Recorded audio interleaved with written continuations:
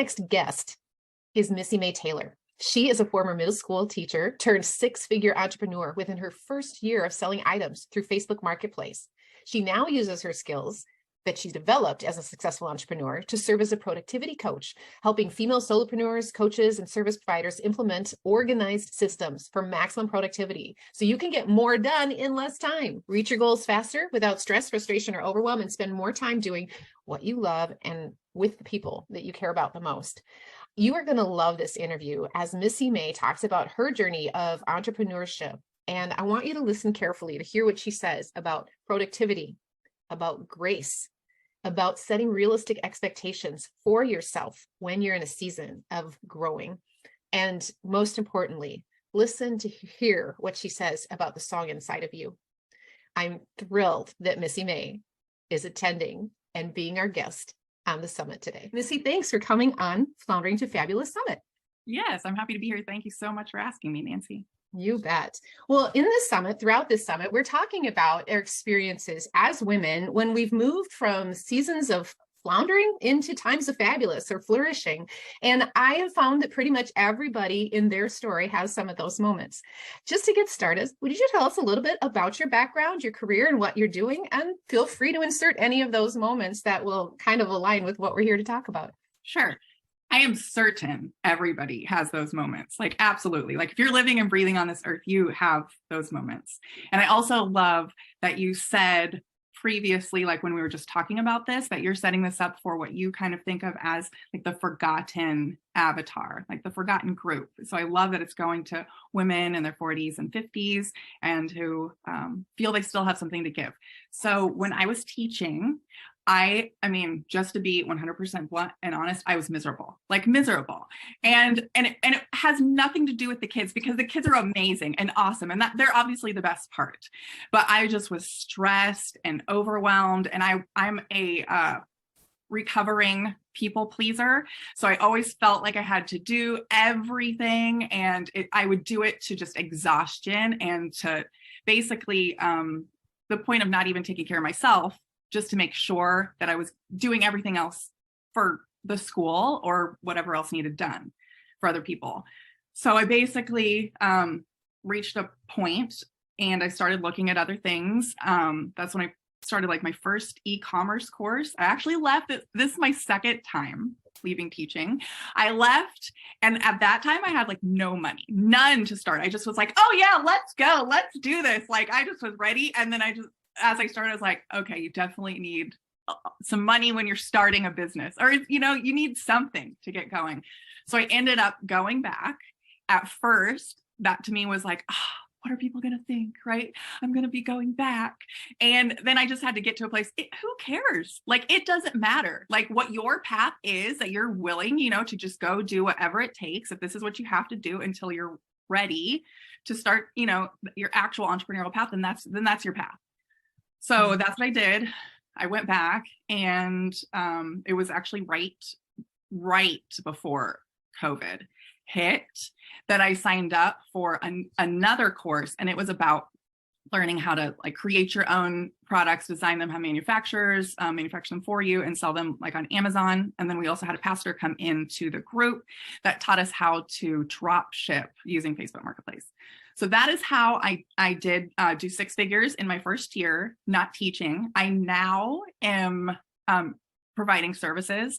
Actually, right now, I have started to become like a productivity coach for coaches and entrepreneurs and other course creators. And basically because that's what I'm asked for tips on all the time, if that makes sense. Like, how do you get so much done? Like, you have kids and you ship products and you're in all of these groups. Like, how do you do it all? And so for me, I mean, productivity is huge to me, like prioritizing what needs to be done. But I have all of these systems. I have a paper system for people to use if they're like a paper binder person, but then I also have an electronic system if they're like an all phone person.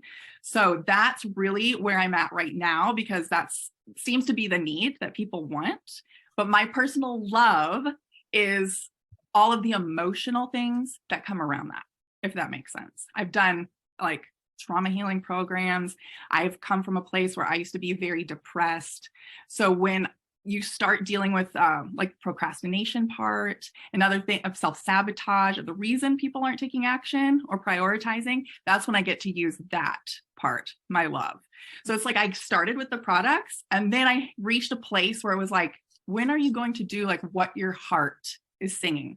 Like, I feel like I call it like your secret song. Like, everybody has their own secret song, and it's just whether or not you choose to sing it with other people and share it. So that I made that decision actually this past summer, and I was like, no, it's time. I mean, I've done all of this work. I've taken all of these courses, and if I just hold it in like for myself, and really it's being selfish. Like, there are people out there that need it, and so it's time to give. So that's really where I'm at in my journey.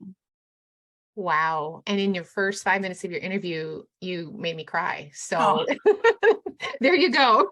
That secret song, that whole essence. And I think you just nailed something so important, because if we've gotten all the way to our 40s, and a lot of times it's just a survival, right? We have the busyness of work and life and kids and relationships, and you just do what you've got to do. And it's not that there's not joy in it, but you get then to this place where some of those things are starting to skim off, and it's, you looking in the mirror every day, and it's like, have I sung my secret song yet? And I think that's a beautiful picture, that's more, it's less pressure filled than, have you found your purpose, Yes. And like, when you connect to your body and really feel in your body, it's almost something you can almost feel too. It's like, I feel like when you're like, what is my purpose? You go into the mind, like you're thinking, and then you go into like analysis paralysis. You're completely overanalyzing everything. When you think of it from the heart and like a song, it's something you can feel. Yes. So, it's so interesting. And I wasn't going to go here at all, but I just came, you and I had discussed, I went to a funeral this morning, and I saw many old friends. It was at a church we used to go to. And I asked this man who we've known for years, how's work? And he goes, it's fine. And he just said, it's fine. And my heart just kind of went, oh, that didn't sound right, and then the service started, and I'm sitting there very, paying attention to the service, but something in me just said, I need to talk to him. And I just went afterwards and I said, I just want you to know that you are worth more than just fine. We're here celebrating the life of someone who we all believe went too soon. So what is it? And I just, I wish I had this phrase, that song inside of you, but it's just so interesting how that's so much, and for me personally, this moment on my mind, but that's such a good way to put it. Well, let's get back to your story though. I don't want to take this down the road, but what you just said actually fits in perfect with my story, because as you know, I just lost my brother last month, and it was my youngest brother, and it was unexpected and very sudden. So I had already made this decision. This was the path that I was going down. And when you have a tragedy happen in your life, there are certain neural pathways, that you have that maybe used to be super highways, that it's like, oh, we should go here, right? So I had a choice. It was like, am I going to go back into these old neural pathways of depression and focusing on the sadness and what I've lost, what I won't get, or am I going to take how he lived? He was the biggest people person ever, like accepting of everyone. We had a huge funeral. There were like 600 people at his funeral. So instead, I feel like when people lose someone, it's almost like you can feel wrong or bad for letting go. It's like you feel like the grief helps you keep a part of them, if that makes sense. Yeah. And instead of just weeping on the floor, don't get me wrong, you have to get your grief out, you have to have those moments, but instead of staying in that place, using them as your inspiration to keep going forward. They don't have any more life to live. I still have life to live. In his honor, I can continue singing my song even with his help. I might not be able to see him, but I continue singing my song and reaching other people, because life is very short. Right. Well, I'm very sorry for your loss. And I've seen, because we're connected on social media, the posts, you can tell what an amazing person he was and an important part of your family. And so that is a deep loss, but your courage in talking even about it now, and it's such a good perspective. We have loss is part of life, and it's part of our floundering. Sometimes we go through those seasons of floundering because we haven't been able to pull ourselves, out of the depths of grief that can come in all forms. And it's not only just losing people, we lose jobs, we lose our kids leave, and that's a loss that we don't even know how to grieve, as empty nesters. Our parents need us more. It's all in there and part of the package of this stage of life. So thank you for those perspectives. Your story is definitely a little bit different than some of the other guests we have on the summit. A lot of our people, we're coaches, we're digital marketers, we're in visibility, we're trying to teach people and walk alongside, which you're doing now as well. But your background, because it's both, I think that you would have a great perspective, because I think a lot of people right now are, they might be in their careers still going, is this what I want to do until retirement? Or is there another job for me? Or even I want to do some kind of business, but I don't know what, and what's my song? And I'm curious, what are things that people should think about when they're evaluating and deciding what kind of business they would want to be involved in, or if they should start a business at all? Sure. So yeah, I mean, the first thing is, are you happy where you're at? Is it taking more of a toll on you or than energizing you? Do you get excited for it, or is it like deteriorating a part of you? And if you really feel like it's deteriorating a part of you, then, I mean, we get those feelings for a reason. Like, it's like a push for change. If we didn't start to feel like that, then we would just keep the same circumstances that we're in always. Like, that's right. Like your push to know it's not lined up with what you really want. So if you're having those feelings and I think people a lot of times make the mistake that they think they have to have it all figured out first, and because you don't at all. And I have been in that trap, like, oh, I have to do this and I have to learn this, and before I do all of these things. But really, I'm sure you've heard it, like, as you just start taking steps and more steps, like you don't have to be able to see the whole path. You take the step in front of you, and then the next step reveals itself. And then you take that step, and the next step reveals itself. Now, it doesn't mean don't ever have a plan. Once you know what you're going to do, I'm all about that. I'm all about like your monthly goals and your weekly goals, and then your daily results planner. But for me, I was not ready to be visible. That's actually why I started with products. It was so easy for me. I didn't have to be seen. I just did things from my phone. It was people I didn't really even barely touch it. Sales would just come in from me making posts. And it got to a point, I'm not sure. It was like as I went, I started improving other areas of my life. It was like I had momentum in this area, and then I started improving in other areas of my life. And then I got to a point where I'm ready to be visible now. Mm-hmm. Like, I'm ready to put myself out there, because I feel like if I don't, one, I'm not going to be able to sing my song. And there are people that only I can help. I think there are people only you can help. I think every one of us have people, like, it's our reach. We can learn from big gurus, right? But there are people out there that they can't touch. They're still only going to get to so many. So all of the people that they touch have their own people that they're meant to touch or desire to touch or reach with their own story. So that's really, in being honest, why I started with the products, because it was kind of like a veil. I was a man behind the curtain in Wizard of Oz, right? I didn't have to show myself. But now that I'm stepping out into what I truly want to do, I feel like now I get to start singing my song. I don't care if people see me. It's fine. Mistakes are part of the process. And actually, that's how other people learn anyway. When they see you trying and you're messing up, then they're like, I can do that. I can do that too. If you went out there and everything was just perfect, nobody else is going to be inspired to try it too, because they'll get in their heads and think, oh, well, she does it perfectly. I couldn't do it perfectly. So all of that is important. Wow, that's really powerful. And that just like boom, sparked this message my mom gave me in high school. She worked for a major corporation in their training department, and they hired this very high level PhD to come in and train their people. And one of her most memorable lessons, which she told me more than once, her name was Dr. Andrea Molberg. I even remember this. This is a long time ago. And she said that Dr. Andrea Molberg taught people to fail publicly so that other people will get permission to do the same. Yes. And Yeah. it's just like, talk about taking the pressure off as a leader. And, but boy, we struggle with it. I think as women, we have these images and all we see is a reel, not B-roll on, social media and all the things. But I like how you just stated that. It's really powerful. So what is, have you found that business is business, no matter what you do, product or service, or is there a key distinction that you need to know about?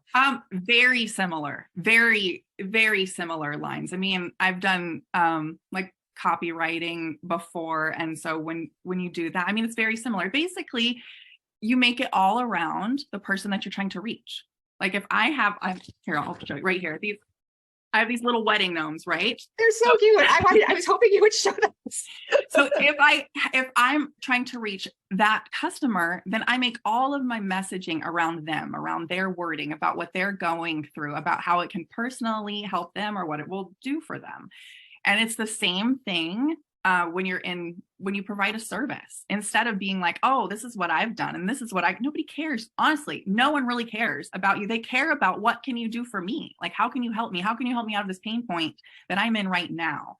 So it's the same messaging. You make it all about them, where they are. You make them feel seen, that you have felt what they have felt.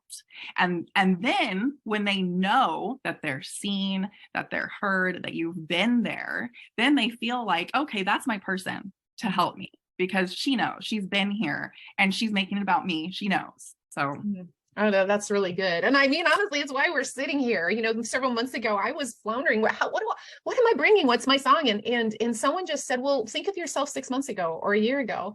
And I thought, well, since I left my job world, I've been trying to figure out, how do I do it? And I get shiny object syndrome and I buy this program and that program and I get more confused instead of more clarity. And yes. I thought, how could we reach a hand of hope to people who are in that situation? First of all, affirm that you're normal, affirm that we've all gone through that and that it's worth working to find, a way through it and past it. And we're here, we're kind of like the Sherpas up the mountain, like you mentioned the gurus before, the ones we look up the mountain and go, oh, right. I don't think I could ever do that. But right. Can you look at me halfway or a quarter way up the mountain and say, oh, Nancy got there. Okay, I can get up that far. Missy Mae got that far. Have you heard of the 10 steps ahead method? No, tell me. Oh, so the 10 steps ahead method, actually now they have even gone to calling it the 2 steps ahead method. So when you said that really you're reaching people in a place that you once were, if you take a guru, right, the gap is so far. It's so far. And all you do is like, oh, I can't do it like that. They've had so much practice, right? And you just compare yourself. But when you are following someone who is just 10 steps ahead of you or even 2 steps ahead of you, they're close enough that they remember exactly where you were, exactly what you need at that point. Once you get so many steps ahead, you don't even remember what you did at the bottom of the mountain. You don't even remember what you did in the middle of the mountain. You're up here and that's where you're at right now. And those are the people that you can reach and talk to. So when you're like, oh, I don't know what to do, anything that you have overcome, anything that you have had a transformation around, there are people in that place that you were, and you don't have to be this far ahead. Honestly, you can help them more if you're only this far ahead because you remember exactly where they're at and how to get them through those next 2 or 10 steps. Wow, that's such a good point. So I'm thinking about the mindset, being an entrepreneur now for several years yourself. What's the one thing that you tell new or aspiring entrepreneurs when you get the chance? I don't know if there's something that I like regularly say to people. I feel like everybody's an individual, so I probably say different things like to each person. But if I was going to come up with something that I would say to people, I would say, this is going to sound crazy, but basically plan to suck, if that makes sense. Like, I'm serious, because when you think, oh, I'm going to do that, and all you do is set yourself up for disappointment. But if you're like, I'm going to follow these 10 steps and I'm going to suck and I'm going to, like, it is not going to go well. There's going to be hiccups. Like, it's just anything above sucking, right, is good. You're like, hey, that wasn't so bad. So people say, oh, you have to visualize, and you do to an extent, but if you don't expect so much of yourself going through the process, failure is part of the process. And honestly, as a former teacher, I used to tell my students, like, failure doesn't even exist. failure is only failure if you didn't learn anything. Otherwise, it's learning, because you can't get anywhere. Practice. I mean, you can compare it to anything. You can compare it to baseball, anything. It's not a failure. A mess up is learning. And then you adjust your course, just like an airplane flying. I don't remember the exact number, but it's like astronomical how many times an airplane is off course when it's going from here to here. And all it does is off course, and then it course corrects, and off course, and then it course corrects the whole way to get to its destination. And that's how we do it too. No, that's so good. That's so good. I just love the thought of like, so how are you doing in your business? Well, I didn't suck too bad today. Yes, exactly. You're like, so celebrate yourself. Yes. Less today than yesterday. Woohoo. So And that's another thing too, is so much psychology is of being an entrepreneur is what you have learned to associate pain with and what you have learned to associate pleasure with. So if you're constantly putting way too much pressure on yourself, like where I used to be, right? I have to do all of this. It required so much of myself. All I did was associate pain to that. When you don't have as big of an expectation for yourself, then you can praise yourself, which is a very important part. Most people think, oh, I'll praise myself when I get up here. If you're not praising yourself all along the way, you're never going to get up there, because your brain is not going to associate pleasure with taking action. Every time you take action, you should stop and praise yourself so that your brain and your body associates pleasure with taking action. Oh, that's gold right there. I have to write it down or listen to the video again, right? All right. So this is a good question too, I think. So one of my biggest challenges, I left lifetime, and you did too. I left a lifetime of employee, and I was successful in academic world. I was successful in employee world, that I work, I study, I get the reward, the grade. I work 2 weeks later, whether I sucked or not, whether I did a good job or not, I got that paycheck, which, you know, over time, you can't always not do well, but I did well. And I get the paycheck and occasionally a compliment. Whoa. Well, entrepreneurship, and like you said, in your first round, I need money to support myself. And you have to be willing to go without getting that every other week reward, and sometimes not even an every other month reward.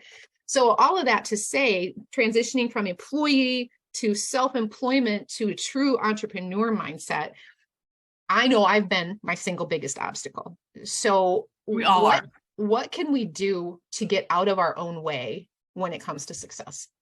Grace. You have to give yourself grace. So many, I mean, we're all our own worst critic, right?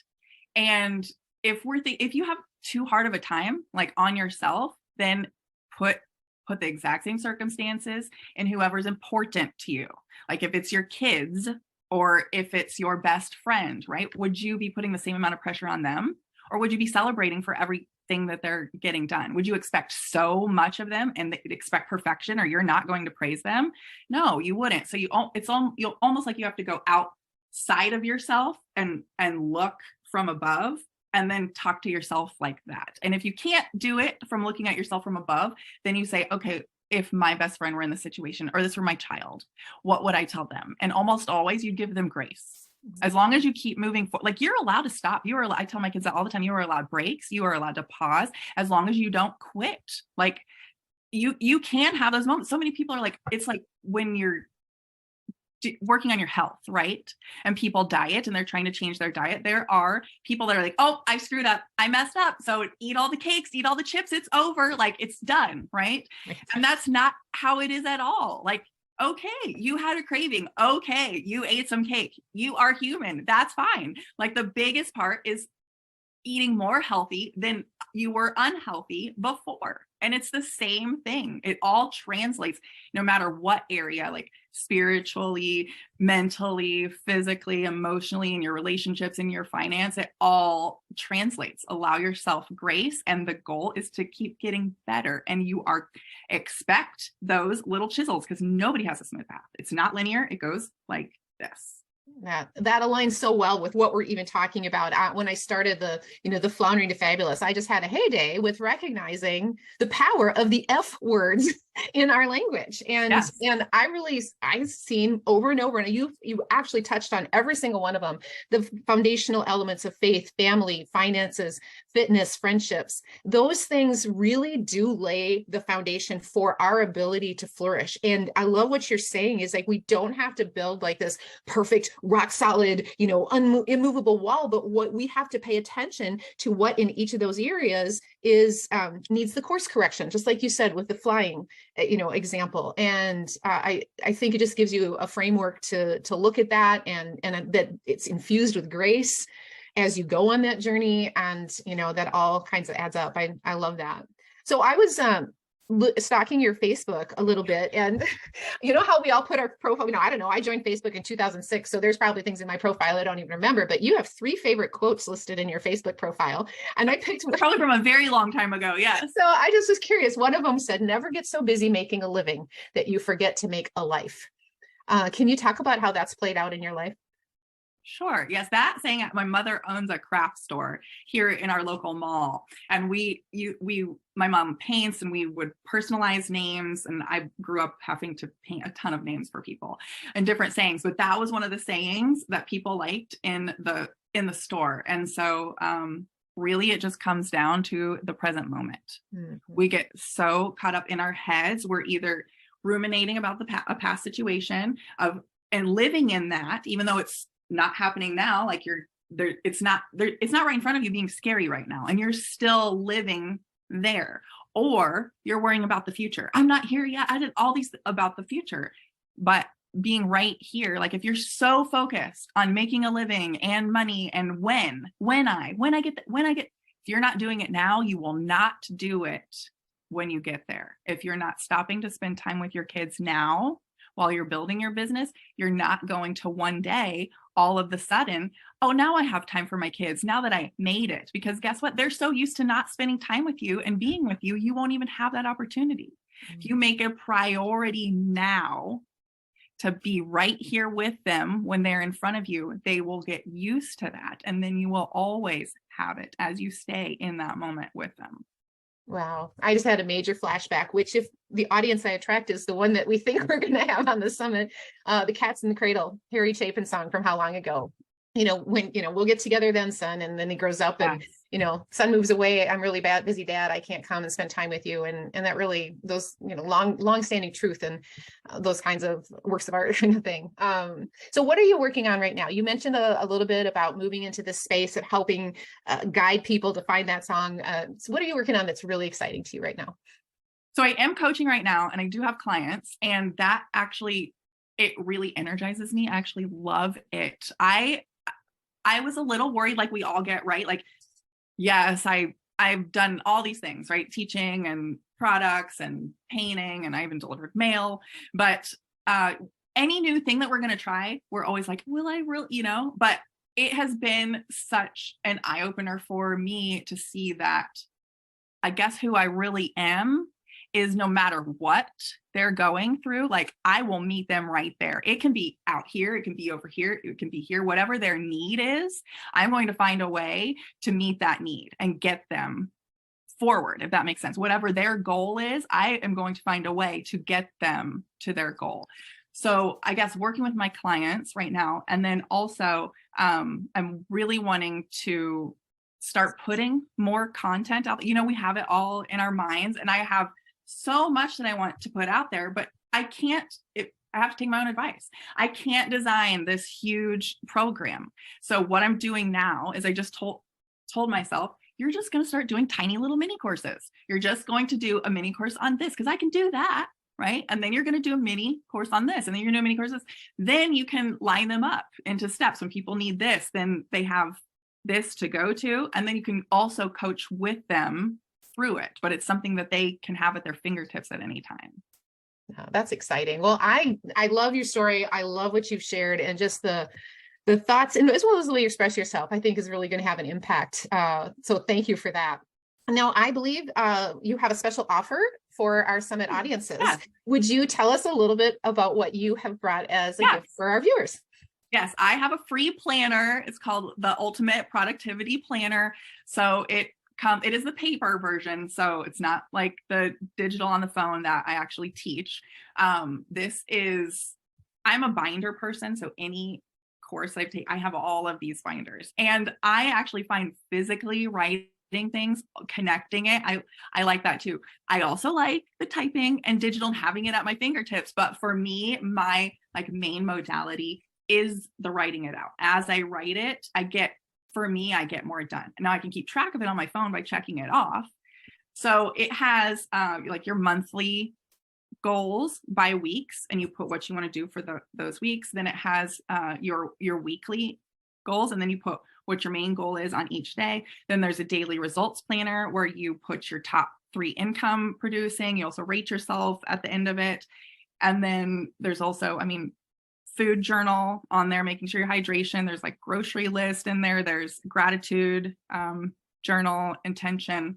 Those things are all in there too. So wow, that sounds like an amazing package. And I think we can all know that it's proven. You're sharing this proven system because it's what's kept you productive and able to ship those gorgeous gnomes all over the country and now add those things. So that's wonderful. Thank you for offering that for our audience. And there will be information following our video where we're going to get everybody hooked up with how to get the free offers. But this is what you all know that you can get from Missy. So thank you for that. Yes. So as we wrap up, I guess I'm just going to give you one last chance. What message would you like to leave with our on their way to fabulous and flourishing audience to encourage them when they might be in their own floundering to fabulous transitions? Yeah, I would say don't be too hard on yourself. Like wherever you're at right now, that's where you're at. Like don't beat yourself up about not being further along than you are, because you can only do something from here right now. And if you have something tugging at you that you really want to offer the world or give to other people, then start making that a priority. You don't have to make it huge and put so much pressure on yourself, right? Allow yourself the opportunity to suck at it at first, and anything above that, right, is better. But start listening to your secret song, tune in, and it's okay wherever you are. Just take that next step.